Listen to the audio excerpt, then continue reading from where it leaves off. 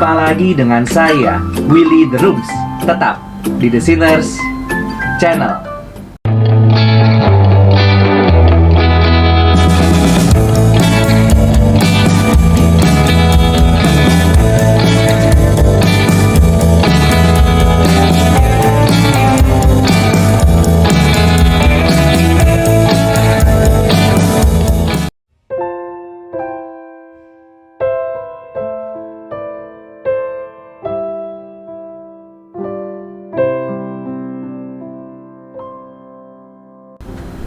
Di dalam hidup seorang manusia, terdapat berbagai peristiwa penting yang dapat mengubah hidupnya secara signifikan.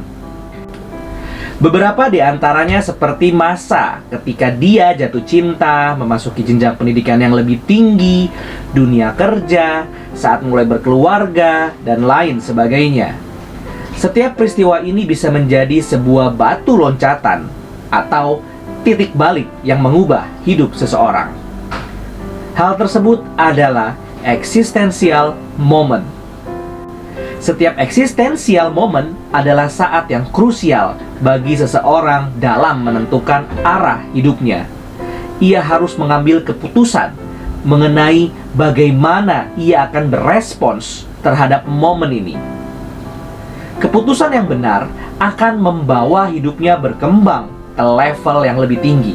Tetapi keputusan yang salah akan membawa kehidupannya stagnan atau bahkan terpuruk. Existential moment diberikan oleh Tuhan untuk kita respons dengan tepat. Ketika kita merespons peristiwa ini dengan tepat, kita akan semakin disadarkan akan kebenaran Allah. Dan kita juga semakin didorong untuk hidup dengan lebih setia kepadanya. Salah satu existential moment yang akan dibahas pada video ini adalah mengenai kematian. Kematian adalah salah satu peristiwa yang paling krusial dan penting di dalam hidup manusia. Siapapun manusia, setinggi apapun jabatannya, sebanyak apapun kekayaannya, tidak dapat terhindar dari yang namanya kematian. Inilah kuasa kematian yang begitu menakutkan bagi manusia berdosa.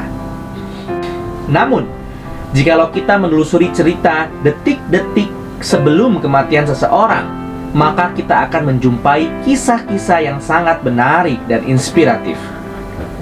Bahkan, ada yang mengatakan bahwa kalimat-kalimat yang diucapkan seseorang sebelum ajal menjemputnya adalah kalimat-kalimat yang jujur dari dalam hatinya. Bisa jadi kalimat-kalimat ini adalah kalimat-kalimat yang penting. Misalnya saja Leonardo da Vinci, sesaat sebelum kematiannya, ia mengatakan, "I have offended God and mankind because my work did not reach the quality it should have." Dari kalimat ini kita dapat merasakan passion dari hidupnya yang ingin memberikan yang terbaik bagi Tuhan. Dan ia merasa seluruh karyanya tidak ada yang dapat memenuhi standar Tuhan. Kalimat-kalimat seperti ini atau bahkan kisah-kisah kematian seseorang begitu menginspirasi kita. Jikalau kematian-kematian orang yang jauh dari kehidupan kita bisa begitu inspiratif, bagaimana dengan kematian dari orang-orang yang begitu dekat dengan kita? Bukan hanya kesedihan yang amat dalam yang akan kita alami, tetapi juga sebuah perenungan yang amat dalam akan juga kita alami. Sehingga kematian seseorang bukan hanya menjadi existential moment bagi orang yang mengalaminya. Justru dampak yang lebih besar akan dirasakan oleh orang-orang terdekatnya. Mengapa hal ini bisa terjadi? Karena keberadaan manusia merupakan media yang Tuhan juga pakai untuk pewahyuan, peringatan, dan pendidikan akan kebenarannya.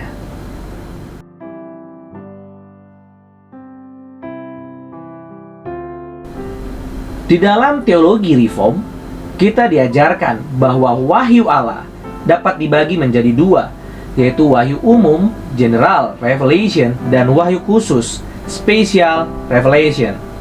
Wahyu umum berarti Tuhan menggunakan ciptaannya untuk menyatakan kebenarannya.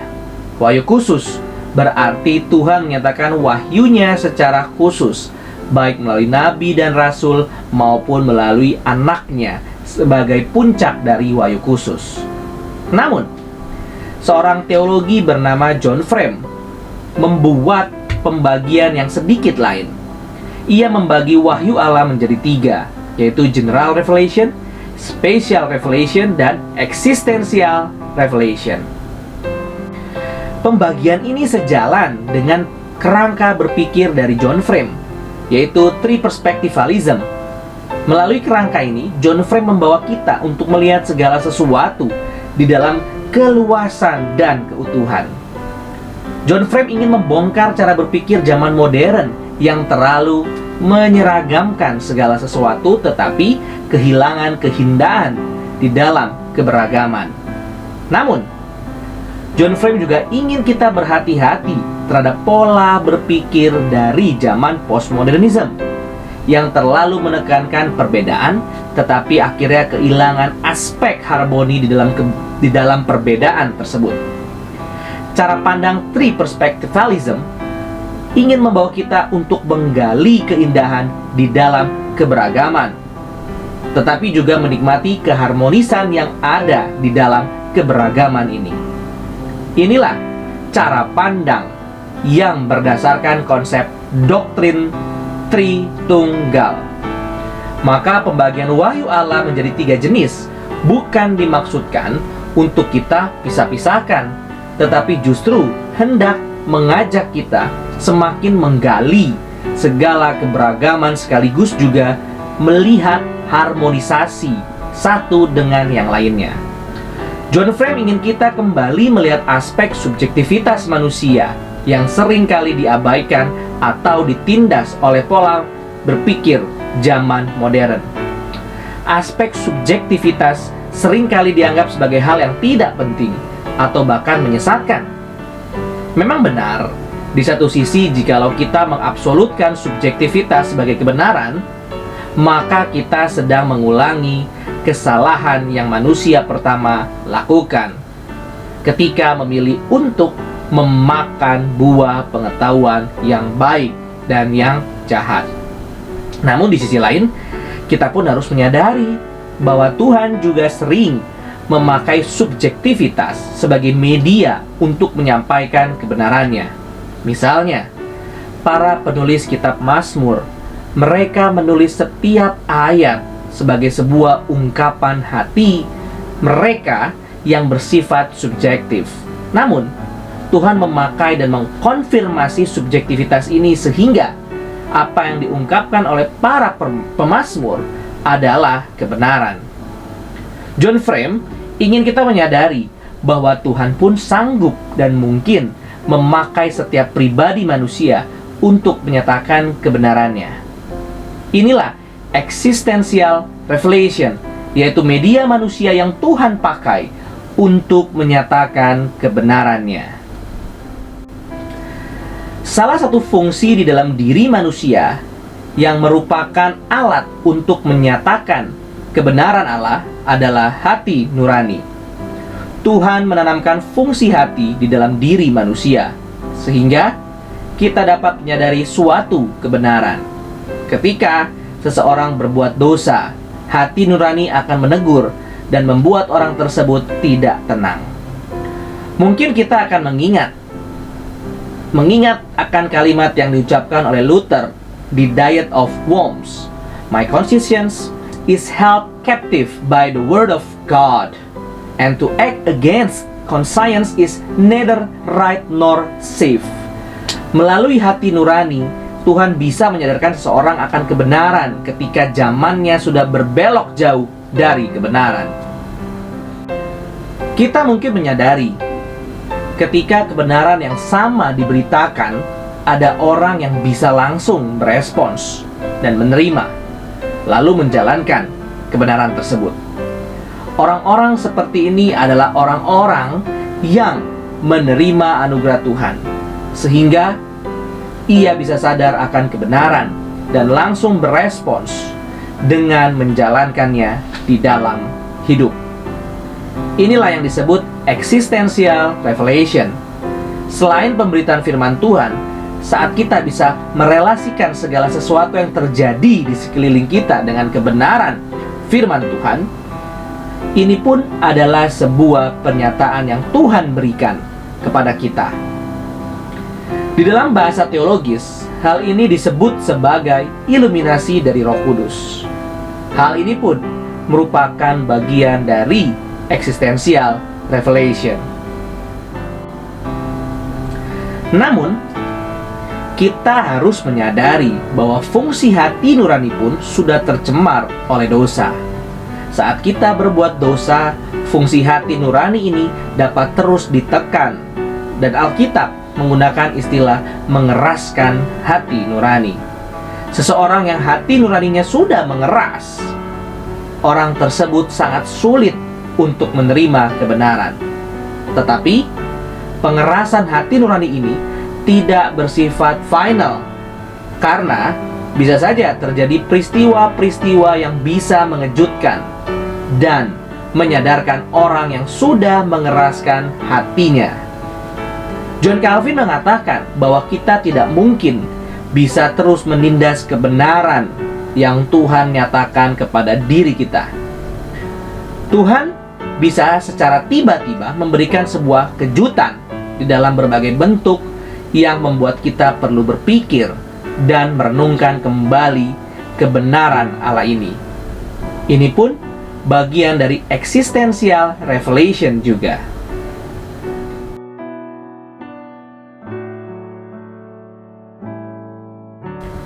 Berdasarkan konsep existential revelation, kita bisa memahami kematian sebagai sebuah existential moment yang menuntut respons kita di hadapan Allah. Sebagai orang reform, kita percaya bahwa segala sesuatu yang terjadi di dalam dunia ini ada di dalam kendali tangan Allah yang berdaulat. Bahkan melalui hal yang jahat pun Tuhan bisa mereka-rekakannya bagi kebaikan. Sehingga hal yang begitu mengerikan dan memilukan hati seperti kematian pun bisa Tuhan pakai untuk menyatakan kebenarannya kepada manusia. Bukankah kita sering mendengar kisah orang-orang yang berubah hidupnya menjadi semakin baik ketika mereka menghadapi sebuah fakta kematiannya yang mendekat, atau fakta kematian dari orang-orang terdekat di sekitarnya.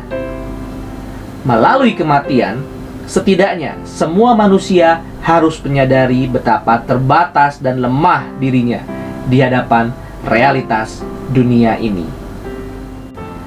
Kita mungkin bisa membangun kehidupan ini dengan begitu arogan, bahkan berani menentang Allah dengan kesombongan kita. Namun, di hadapan kematian, kita harus berpikir ulang akan segala arogansi yang kita bangun. Hingga akhirnya, suka tidak suka, kita harus mengakui kedaulatan Allah dan betapa lemahnya diri kita sebagai manusia. Kematian adalah existential moment yang seharusnya menyadarkan kita akan kebodohan dan ketidakberdayaan manusia.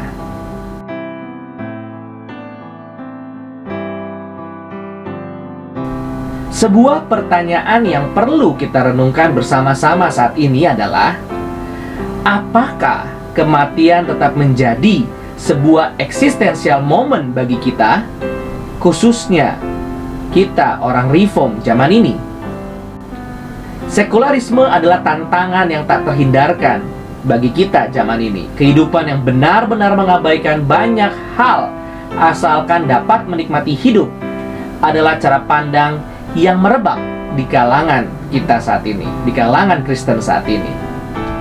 Misalkan saja kehidupan yang berkaitan dengan masalah gaya hidup dan keuangan.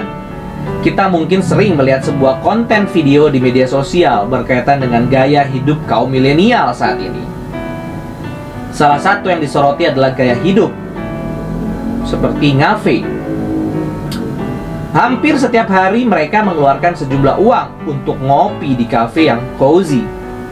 Jumlah yang mereka keluarkan per hari untuk kopi, jikalau diakumulasikan bertahun-tahun, nilainya dapat dipakai untuk mendapatkan sebuah rumah yang sederhana.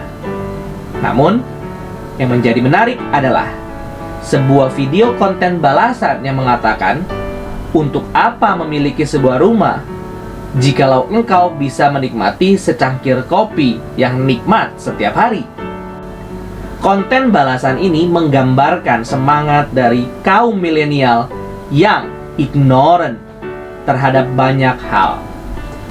Mereka tidak terlalu peduli dengan menabung bagi hari depan dan lebih memilih menggunakan uangnya bagi hal-hal yang dapat memberikan kenikmatan bagi diri mereka sekarang. Moto mereka adalah, kejarlah impianmu, perolehlah kenikmatan atau passion yang engkau inginkan. Jangan terikat oleh konsep-konsep orang lain, jadilah dirimu sendiri. Inilah semangat yang merebak di kalangan saat ini. Dengan semangat seperti ini, kematian tidak lagi dianggap sebagai hal yang mengerikan. Mereka bahkan tidak peduli jikalau nanti masuk neraka. Yang penting, hari ini mereka dapat menikmati hidupnya.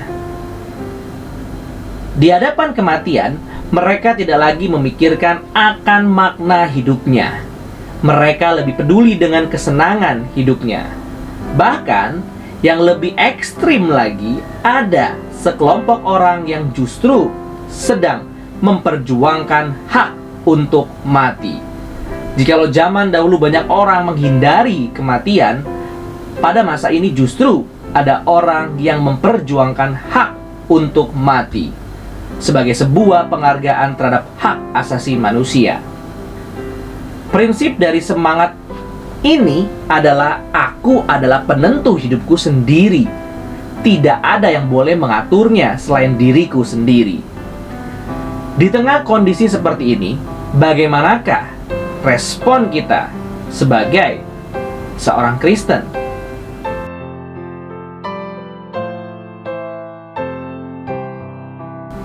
Berkaitan dengan perkembangan sejarah, Cornelius Van Til mengatakan bahwa semakin lama Tuhan akan mencabut anugerah umum dari umat manusia, sehingga umat manusia semakin lama akan semakin bebal. Segala peringatan atau wahyu yang Tuhan nyatakan semakin lama semakin manusia tindas. Mereka tidak mau hidupnya diatur oleh keberadaan lain selain dirinya sendiri. Dengan kata lain, manusia ingin menjadi Tuhan atas dirinya sendiri. Konsekuensi dari semangat seperti ini adalah manusia akan semakin mengeraskan hatinya dan menjadi semakin tidak peka terhadap peringatan dan pernyataan Allah. Apakah ini membuktikan bahwa Tuhan tidak berkuasa? Tidak. Justru ini adalah sebuah bentuk penghukuman yang Tuhan berikan kepada umat manusia yang semakin hari semakin mengabaikan Allah. Tuhan membiarkan manusia semakin keras hatinya, semakin bodoh, dan tidak sadar akan kebenaran. Sebagai seorang reform yang hidup di zaman ini, kita harus waspada dan berhati-hati agar tidak terbawa arus dunia ini. Kita harus berdoa dan memohon kepada Tuhan memberikan kepekaan terhadap segala pernyataan yang Ia nyatakan bagi kita. Kita perlu juga memohon agar kita dapat berespons dengan tepat terhadap setiap situasi yang Tuhan izinkan terjadi, sehingga kehidupan kita justru semakin dibentuk oleh Tuhan dan kita semakin sadar akan kebenaran. Dengan kata lain, kita perlu memohon existential revelation ini terus dihadirkan melalui hidup kita. Kehidupan kita sebagai seorang Kristen di zaman ini akan diperhadapkan dengan berbagai realitas hidup. Kematian bisa terjadi kapanpun, kepada siapapun, dan dimanapun. Namun yang perlu kita ingat adalah bagaimana kita berespon terhadap hal ini. Pendeta Stephen Tong pernah menyatakan sebuah kalimat, "Man is not what he thinks. Man is not how he behaves. Man is not one he eats. Man is how he teaches before God." Biarlah kita belajar untuk berespon dengan tepat di setiap situasi yang kita hadapi, termasuk konteks berduka yang dikarenakan kematian orang-orang terdekat kita. Dengan respons yang tepat, Tuhan akan semakin membentuk kita sebagai umatnya. Tanpa respons yang tepat dan tanpa existential revelation, hati kita akan semakin keras dan semakin jauh dari Tuhan. Respons seperti apa yang akan engkau berikan di hadapan setiap pernyataan Allah? Kiranya Tuhan menolong kita untuk berespon dengan tepat di hadapannya. Terima kasih. Tuhan Yesus memberkati.